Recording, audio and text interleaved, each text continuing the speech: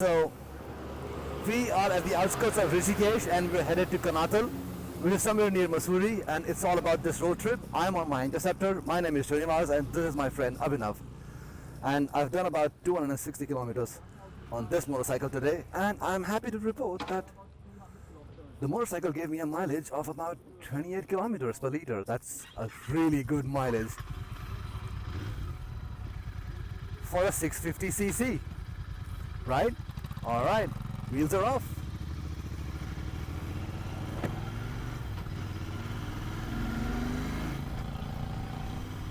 So I wanted to talk about my Royal Enfield Interceptor 650. I've had this bike for about 8 months now. I got this just before the lockdown, so I barely got a chance to ride it. It was somewhere around March. And then after that, this is my second trip to the mountains. And it is extremely capable motorcycle, and I love it.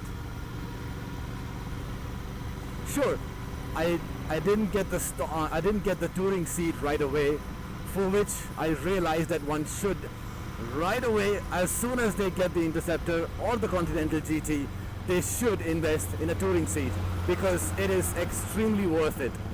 Sorry, I've been using the word extremely a lot, but it is value for money. Like I said, yeah. Because the stock seat is comfortable only for half an hour ride or 45 minutes to the max. After that, because the seat is rather soft, so it starts cutting into your bumps and then you start to feel it. And it can be avoided. And I did two more things on this motorcycle. One was a very utility thing, a very practical thing, I would say. You see, the Interceptor, the stock motorcycle, it comes with tube tires. Of course, the spoke wheels are there for classic looks, a classic retro looking motorcycle, but they're tube ones. So if you're on a long journey like I am on this one, and you get a flat tire by any chance, unfortunately, then it's a long haul to get to a guy who knows how to open the wheels and then install it and patch the tube and then reinstall the wheel, and it takes a long time. So might as well get a tubeless one. But unfortunately, again, Royal Enfield hasn't really introduced alloy wheels for the Interceptor as of yet. Last I checked, it wasn't there. You can get aftermarket also, but you know, there is something about a spoke wheel that just is appealing to a common man. I mean, I'm referring to myself in case. So, long story short, I got the Outex kit for this motorcycle. Now, a lot of you may argue that Outex kit is rather expensive, but it's worth it. I would say it's worth it. Completely, it's worth it. It costs about 13,500 rupees. Installation charges would be dependent on the guy you're getting it installed from. It takes about 4 days to install it. I mean, it takes about an hour to install it if you ask me, but 4 days to completely test it out so that there is no leakage, and then you're good to go. And I don't need to remind you that there are a ton of advantages of having a tubeless tire. And the second thing I did on this motorcycle was I got these mirrors.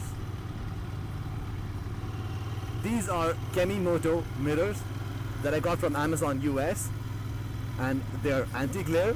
Sure, they're a little small, but they really look nice. And no, you don't need to file anything. You don't need to adjust it because the Interceptor handlebars are not the same as Continental GT ones, and you have to file down a few nuts and bolts, a few things here and there to install the Continental GT bar and mirrors to this one. So these are pretty good, and it took me about half an hour to install these bar-end mirrors, and they look extremely nice. They're durable.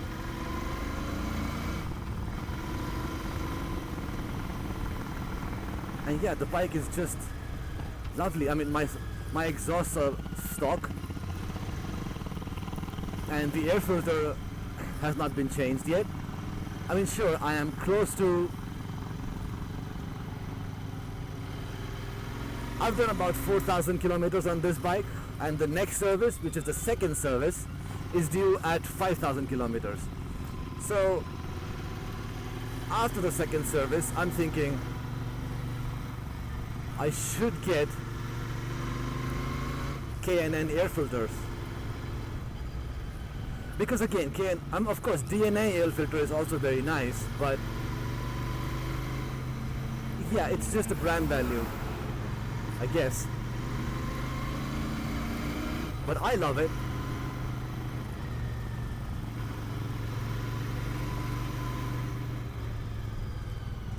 Also, after quite some time, it hit me that I should introduce you to my friend. This guy here is one of the best YouTubers in India right now about motorcycles, I would say. Well, it's just my opinion. And what he's riding is a Honda CB350 Highness. And he's one of the first to give a detailed review on this motorcycle. Go check it out, go check his channel, and you will not be disappointed. I mean, he has given detailed analysis and reviews on Interceptor as well.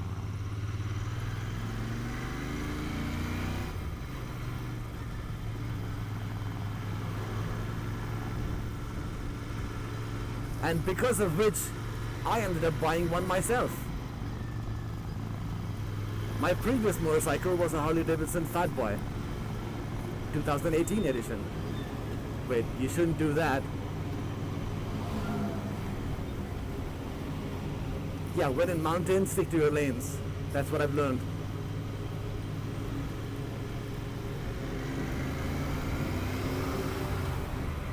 Or when you find an opening, you take it. Man, I'm loving these turns.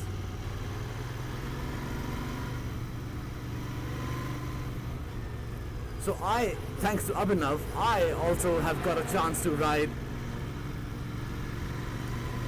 Honda Highness. And I did, and it was a really amazing motorcycle.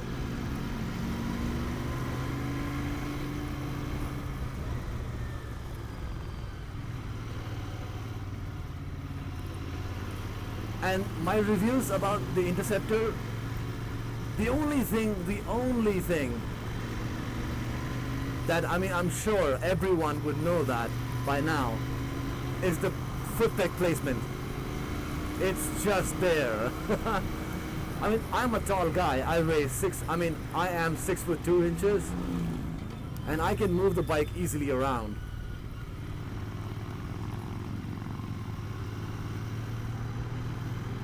But even then, it can end up scraping your shins, which is not a good feeling.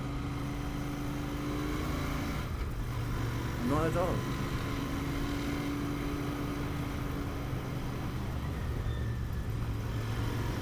It's a beautiful day.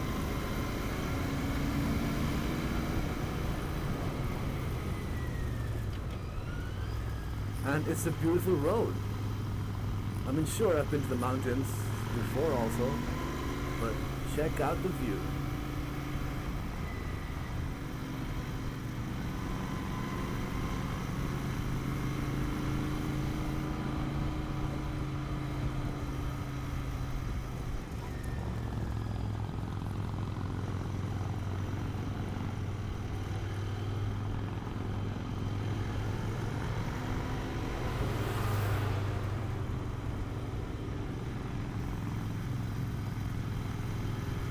Okay, there's a loose strap, I'm not able to catch it.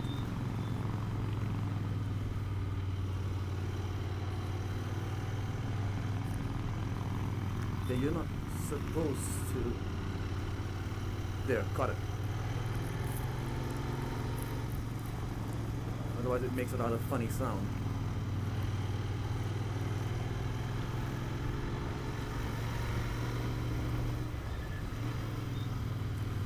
This is going to be my very first vlog. I'm really excited about that. Sure, I've got a long way to go. I'm inspired by the man ahead of me. Sure, the road is long and bumpy, but it's the journey that I'm more excited to take. I have no idea how the video will turn out to be, and I have no idea how the sound quality is. But whatever it will be, I will upload the unedited and untouched version to give you guys a raw feel of what I'm seeing and of what I'm hearing.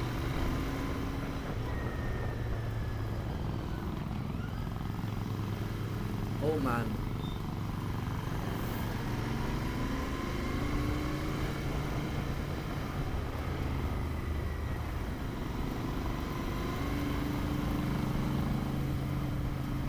You can't help but notice these bar and mirrors. I mean,